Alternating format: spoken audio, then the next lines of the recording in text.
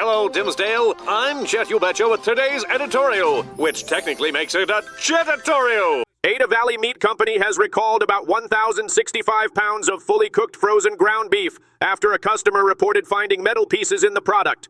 The recalled beef, packaged in 20-pound boxes containing 4 5-pound bags labeled Ada Valley fully cooked ground beef, includes lot codes 35156 and 35,157 with establishment number 10,031.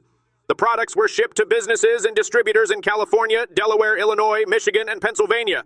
No injuries have been reported, but officials warn some items may remain in institutional freezers. The USDA Food Safety and Inspection Service advised institutions to discard or return the products. Company President Garrett Rosboom said the recall was issued as a precaution and that new safety measures and quality checks have been implemented to prevent future issues. In other developments, an F-35 fighter jet crashed on Wednesday at Naval Air Station Lemoore in Central California, according to the Navy. The incident occurred around 4:30 p.m. local time when an F-35C assigned to the VFA 125 Rough Raiders went down near the base. The pilot successfully ejected and is reported safe, with no other personnel affected. Base officials confirmed the crash in a statement and said emergency crews responded to the scene. The cause of the crash has not yet been determined, and an investigation is underway. Naval Air Station Lemoore is the Navy's primary West Coast base for F-35C operations, supporting pilot training and fleet squadrons. No damage to surrounding areas has been reported. In another update, at a Texas legislative hearing, Kerr County officials admitted to lapses during the July 4th flooding that killed 108 people, including 37 children, along the Guadalupe River. Emergency Management Director William Dub Thomas said he was home, sick, and unaware of the crisis until early July 4th. County Judge Rob Kelly testified that extreme flooding was not forecast and acknowledged he was away at his lake house.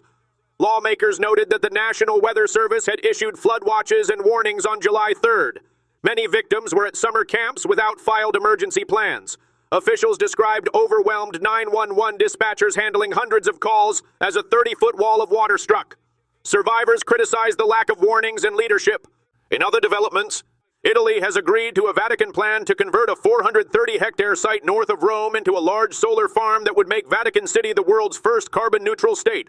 The deal was signed by Vatican Foreign Minister Archbishop Paul Gallagher and Italy's Ambassador Francesco Di Nitto, but it still requires Italian parliamentary approval since the land has extraterritorial status. The Santa Maria Galleria site, home to Vatican radio towers since the 1950s, has long been controversial due to residents' health complaints over electromagnetic waves. Pope Francis initiated the idea of turning the area into a clean energy source, which Pope Leo XIV has continued to support. Once approved, contracts for construction will be opened for bidding. From all of us here, stay classy, Dimsdale.